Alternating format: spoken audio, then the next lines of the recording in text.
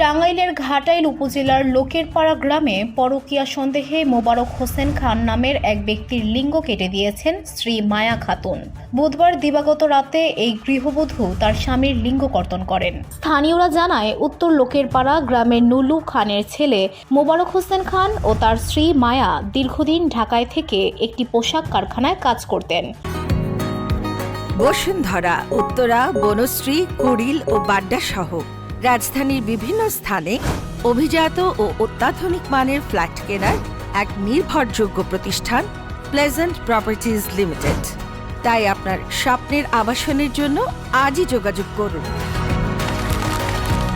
Pleasant properties limited, where destiny matches eventually. সম্প্রতি ঈদ করতে গ্রামের বাড়িতে আসেন তারা। কিছুদিন যাবৎ স্বামীর অন্য কোথাও অনৈতিক সম্পর্ক রয়েছে এমন সন্দেহে তাদের মধ্যে দাম্পত্য কলহ চলছিল। এরই জেরে বুধবার দিবাগত রাতে স্বামী স্ত্রী একসাথে ঘুমানোর পর স্ত্রী মায়া খাতুন ধারালো অস্ত্র দিয়ে স্বামী মোবারক হোসেন খানের লিঙ্গ কেটে দেয়। তাকে মুমূর্ষু অবস্থায় টাঙ্গাইল মেডিকেল কলেজ হাসপাতালে ভর্তি করা হয়। স্ত্রী মায়া জানায়, দীর্ঘ 5 মাস যাবৎ সে অন্য নারীর সাথে যোগাযোগ করে। আমি বারবার তাকে নিষেধ করলেও মানে না। আমি সহ্য করতে না পেরে এমনটি করেছি। তখন আমার মাথা ঠিক ছিল না। এদিকে এর রিপোর্ট লেখা পর্যন্ত ঘটনাটি নিয়ে কোনো মামলা হয়নি।